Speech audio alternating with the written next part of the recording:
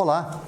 Começamos o último dos 6 vídeos dedicados ao estudo bíblico e teológico sobre a fundamentação bíblica teológica das solenidades, memórias e festas marianas. Ao longo de dezenas de programas, já estudamos as 5 solenidades marianas, 3 festas marianas e 8 memórias marianas com essa apresentação de Nossa Senhora, para cujo assunto já dedicamos 6 vídeos com esse. Então, os últimos 6 vídeos são dedicados à apresentação de Nossa Senhora, memória obrigatória, que nós comemoramos na liturgia no dia 21 de novembro. Nos 5 vídeos anteriores, vimos o esboço histórico, como essa festa surgiu, onde ela surgiu, como ela foi se espalhando para toda a Igreja Universal e quando passou a ser celebrada no Ocidente e, portanto, memória obrigatória para toda a Igreja. Remeto você para os vídeos anteriores. E também vimos o documento, a fonte histórica em que a Igreja se baseou para instituir essa festa. Um dos evangelhos apócrifos, esse texto aqui, esse calhamaço aqui, é em italiano, mas já existe em português. Os evangelhos apócrifos, um dos evangelhos, o proto-evangelho de São Tiago.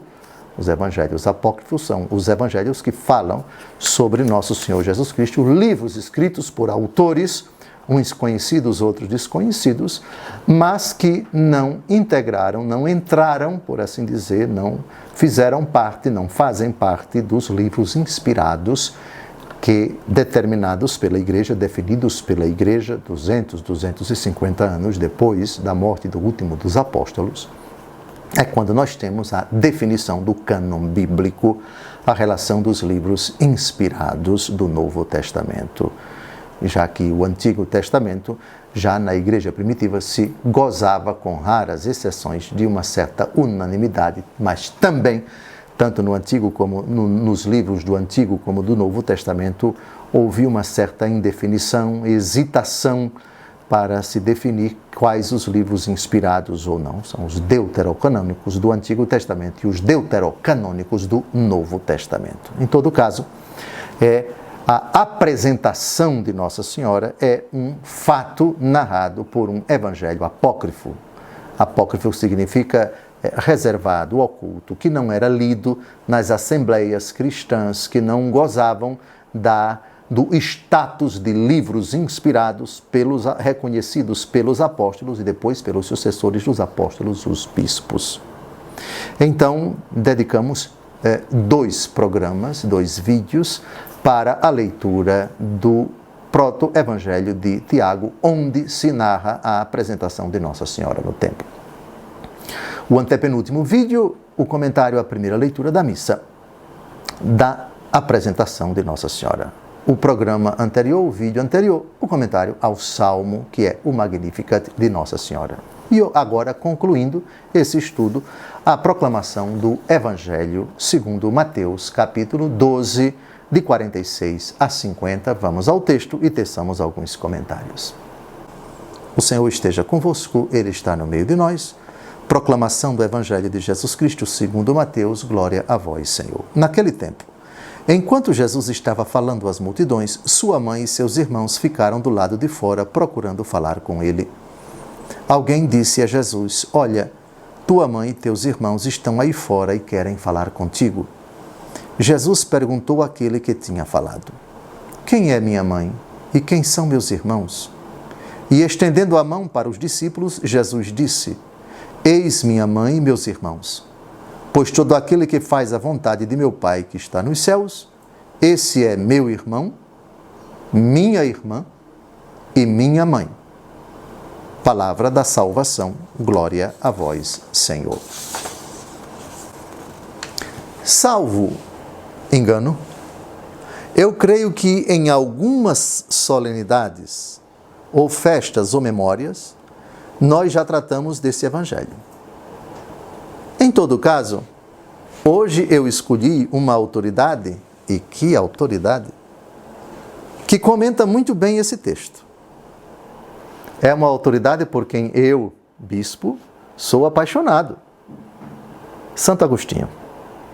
Santo Agostinho dedicou um sermão, dos muitos dele, exatamente a esse evangelho. É o sermão 72A. 72A. Existe um site dos agostinianos, da Ordem de Santo Agostinho, que contém todas as obras de Santo Agostinho. Está aparecendo aí, na tela do seu celular, do seu computador, do seu televisor, o site dos agostinianos, onde você pode encontrar, seja em latim, seja em italiano, seja em espanhol, tudo aquilo que Santo Agostinho escreveu. www.augustinus.it. It vem de Itália. Então, nesse site, você vai encontrar tudo o que esse grande doutor da igreja escreveu. E agora vou traduzir, porque o texto que está aqui em minhas mãos é em espanhol. Espero que eu não passe vergonha traduzindo o espanhol para o português. Sermão 72A, Santo Agostinho, comentando esse evangelho que nós acabamos de ouvir. Prestai atenção, meus irmãos. Prestai mais atenção, eu vos peço, ao que disse o Senhor, estendendo a mão sobre os discípulos.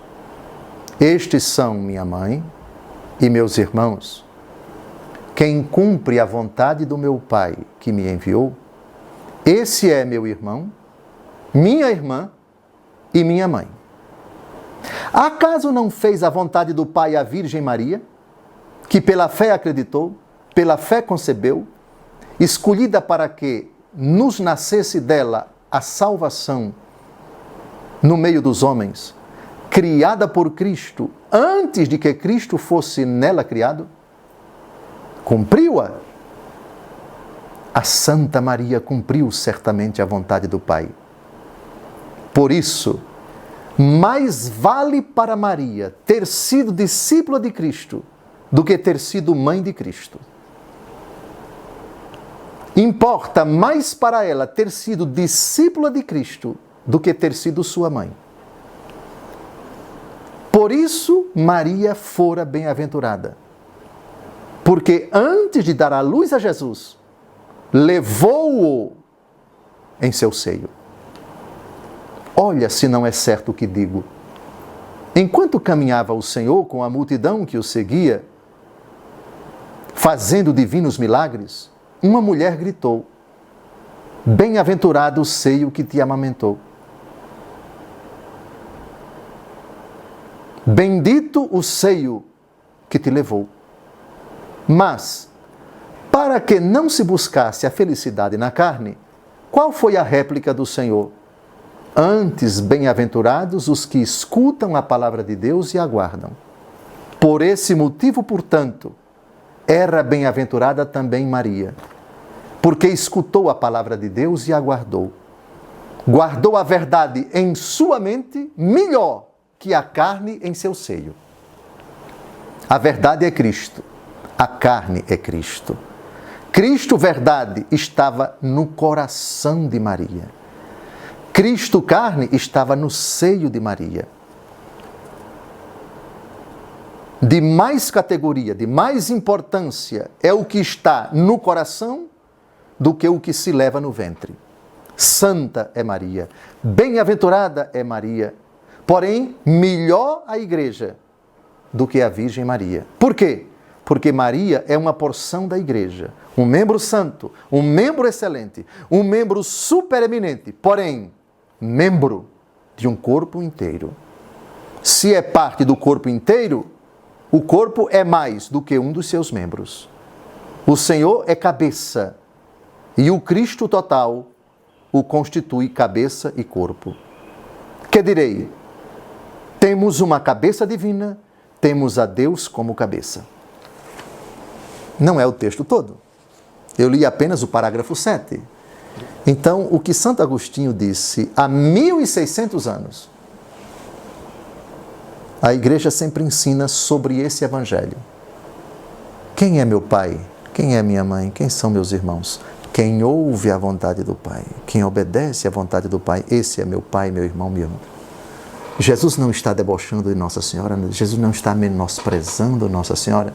Jesus está dizendo que ela, melhor do que ninguém, cumpriu a vontade do Pai. Olha o que Santo Agostinho diz: acaso não fez a vontade do Pai a Virgem Maria, que acreditou pela fé, que concebeu pela fé, que foi escolhida, criada por Cristo antes que Cristo fosse nela criado?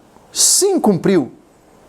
Então, a interpretação correta desse texto é exatamente essa. Eles disseram: tua mãe e teus irmãos estão aí.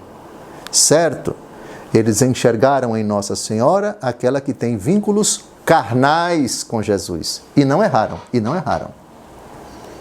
Só que Jesus, saindo e apontando para todos, leva aqueles que deram essa informação para um outro nível.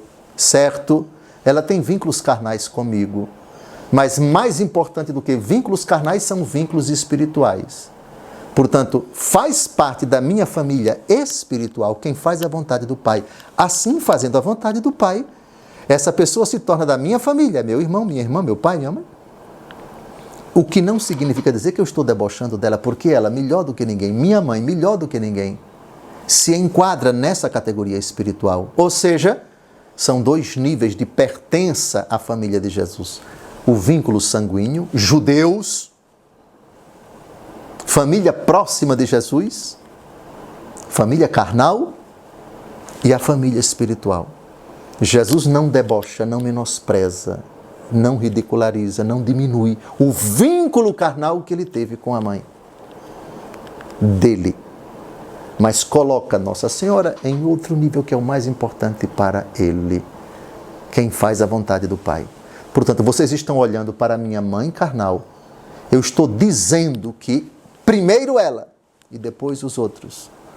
O vínculo que mais me interessa é o vínculo espiritual. Faça a vontade do Pai. Não é pelo simples fato de alguém pertencer ao povo judeu que já está no céu.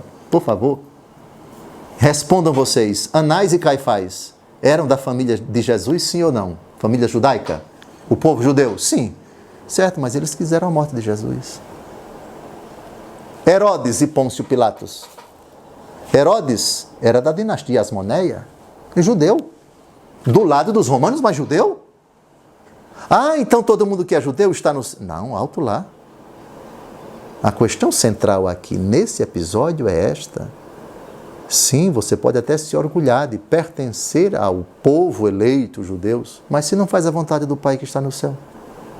Entenderam aqui a transposição? Entenderam aqui o que é que Jesus realmente quer que eles compreendam? O que significa maternidade de Jesus, paternidade de Jesus, fraternidade com Jesus? Faça a vontade do Pai que está nos céus. Lembre-se que da família de Jesus, tinha pessoas que disseram que ele era louco. Ele enlouqueceu. Não fizeram a vontade do Pai. Já outros seguiam Jesus, certo? Membros da família carnal. O sangue de Jesus corria no sangue deles, portanto, família, casta, tribo, como você quiser chamar. Para Jesus isso não é tão importante. O importante é que faça a vontade do Pai. Ora, isso não significa dizer que ele debochou de Nossa Senhora, porque quem como ela fez a vontade do Pai? Quem como ela foi obediente? Ninguém. Portanto, Jesus aqui elogia Nossa Senhora. É a primeira a ser elogiada. São dois os níveis. O nível de quem fala, dando a informação, tua mãe e teus irmãos estão aí, e o nível que Jesus pretende levar todos os ouvintes. Quem faz a vontade do meu Pai que está nos céus, esse faz parte da minha família. Pronto, terminamos o nosso estudo sobre a apresentação de Nossa Senhora. Na próxima aula, nós teremos o penúltimo estudo sobre as memórias marianas, o Imaculado Coração de Maria. Isso vai ser importante, porque recentemente, dia 25 de março, Papa Francisco, com todos os bispos do mundo inteiro, consagrou a Rússia, a Ucrânia e todo o mundo, na verdade foi todo o mundo inteiro, em especial a Rússia e a Ucrânia, ao Imaculado Coração de Maria, cumprindo assim atendendo ao pedido de Nossa Senhora nas aparições que ela fez em Fátima em 1917. Por fim, o meu Imaculado Coração triunfará. Ela que disse que a Rússia espalharia os seus erros no mundo. E por um desígnio que não cabe a mim, porque não tenho condições de compreender, o cumprimento aconteceu no dia 25 de março desse ano. E tomara que as consequências dessa consagração sejam muito benéficas para a Ucrânia, para a Rússia e para o mundo inteiro, que agora já foi consagrado por um Papa e por todos os bispos do mundo inteiro ao Imaculado Coração de Maria. Próximo encontro, Imaculado Coração de Maria. Boa noite.